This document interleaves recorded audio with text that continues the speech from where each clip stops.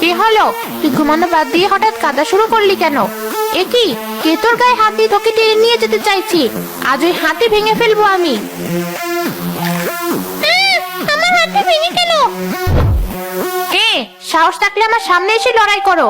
এমন লুকিয়ে লুকিয়ে কেন লড়াই করতে চাইছো? এলাম তোর সামনে, ভেবেছিলাম শুধু বাচ্চাটাকে নিয়ে তোকে ছেড়ে দিব, কিন্তু তুই এত সহজে বাচ্চাটাকে ছাড়বি না বুঝেছি। তাই তোকে মেরে হলেও আজ বাচ্চাটাকে নেব আমরা। তিতি শাকচুন্নি, ধর কি ওকে। আচ্ছা ধরছি।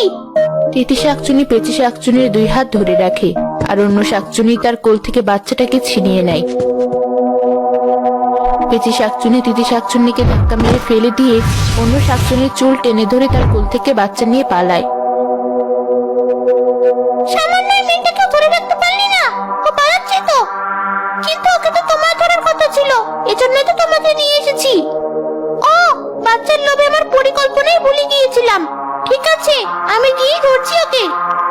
ওই শাকচুন্নিটা তো ভালোই দ্রুত উঠতে পারে, আর গায়ে শক্তিও আছে বেশ। এই বাচ্চাটাকে কোলে নিয়ে আমি ওর সাথে একা পেরিয়ে উঠবো না। ওকে কোনো নিরাপদ জায়গায় নিয়ে যেতে হবে। বাইরে একটা বাচ্চার কান্নার শব্দ শুনতে পাচ্ছি মনে হয়। এত রাতে কার বাচ্চা কাঁদছে? ঘরের দরজা খুলে দেখি তো। এটা তো সেই বুড়ির বাড়ি, যার কাছ থেকে দুধ চুরি করেছিলাম। এখন এই বুড়ির ঘরে গিয়ে লুকোই, পরেরটা পরে দেখা যাবে। এ কি, কে তুমি? আমার ঘরে কেন ঢুকছো? চুপচাপ আমাদেরকে তোর ঘরে থাকতে দে, আর ঘরের দরজা লাগিয়ে দে, নয়তো তোকে এখানেই মেরে ফেলবো। এই তো দেখছি মানুষ না, শাকচুন্নি।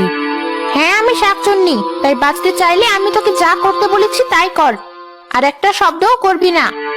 আচ্ছা, করব না। কোথায় চলে গেল ওই হতচ্ছাড়া শাকচুন্নিটা? কোথাও খুঁজে পাচ্ছি না। কি হলো? এত দেরি করছো কেন? আমি আরো তোমার ফিরে আসার অপেক্ষা করতে করতে নিজেই এখানে চলে এলাম। বাচ্চাটাকে ধরেছো? আর ওই শাকচুন্নিটাকে আচ্ছা করে পিটুনি দিয়েছো তো?